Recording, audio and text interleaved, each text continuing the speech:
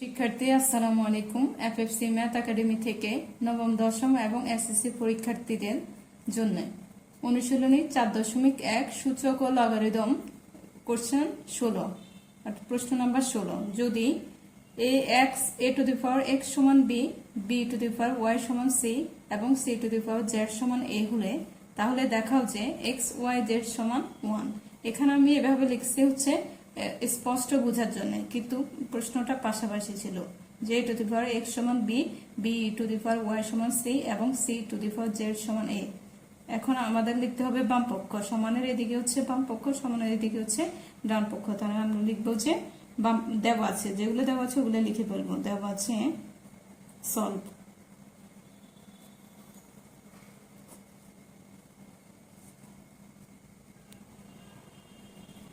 দেওয়া আছে a to the power x সমান b, b to the power y সমান c এবং c to the power z সমান a আমরা লিখলাম।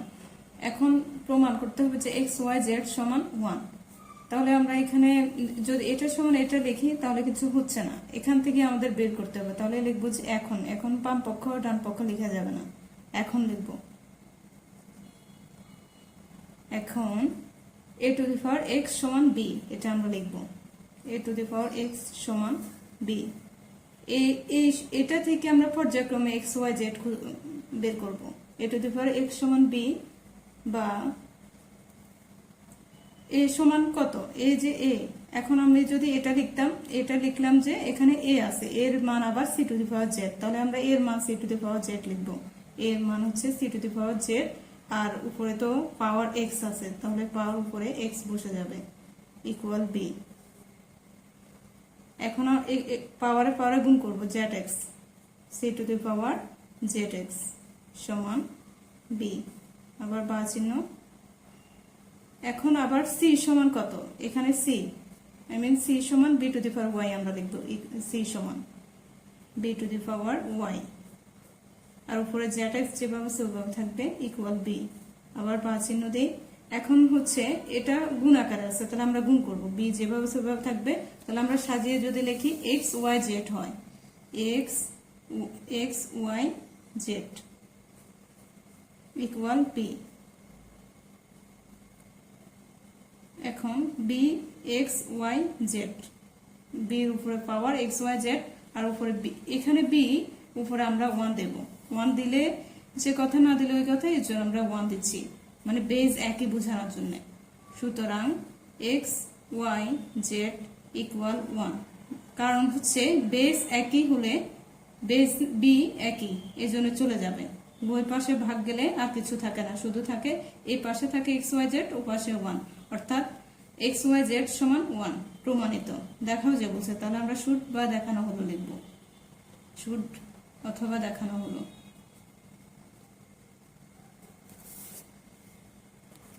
ডিয়ার স্টুডেন্ট, এটা আমি পুনরায় আবার বুঝিয়ে দিচ্ছি। এখানে প্রশ্নে বলা আছে যে x y z সমান 1 প্রমাণ করতে। তাহলে আমরা x y z এর মান কি এখানে আলাদা আছে? নেই। তো আমরা কি করব, এখানে দেওয়া আছে গুলা লিখে ফেলবো। লিখে প্রথম দেওয়া আছে যেটা, ওটা আমরা শুরুতে লিখবো। লিখে পর্যায়ক্রমে x y z বার করব। তাহলে এখানে পর্যায়ক্রমে a to the power x সমান b লিখলাম এটা। তারপর হচ্ছে যেহেতু a সিঙ্গেল a এর মান আছে, তাহলে আমরা a এর মান বসাই ফেলবো, যে সিঙ্গেল a এর মান হচ্ছে c to the power z। তো আমরা a এর মান c to the power z বসালাম, আর উপরে x আছে x রাখলাম। তারপর এখানে zx গুণ আকার আছে, zx দিলাম সমান b।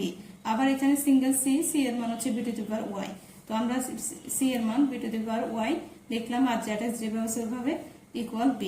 তারপর হচ্ছে এটা গুণ আকার আছে, তো আমরা সাজিয়ে x y z দিয়ে দিলাম ইকুয়াল b। এখন এটা পাওয়ারটা আমরা আলাদা দিয়ে দেব, আর b যেভাবে সেভাবে থাকবে। এখানে উপরে কিছু নেই, মানে 1 দিব। উপরে এমনিতে কি পাওয়ার হিসেবে 1 আছে। সুতরাং এখানে হচ্ছে বেজ একই হলে ভাগ, যেহেতু সমানের এদিকে গুণ আকার আছে, এই পাশে চলে গেলে ভাগ, অর্থাৎ পাশাপাশি ভাগ করলে b চলে যাবে। এই দুটো চলে গেলে আর থাকে x y z এই পাশে, আর এখানে শুধু 1 থাকে। সুতরাং x y z সমান 1 দেখানো হলো। ভিডিওটি ভালো লাগলে লাইক কমেন্ট শেয়ার করুন, এবং এমন আরো গণিতের ক্লাস পেতে চাই আমাদের Facebook page FFC math academy follow করুন। ধন্যবাদ।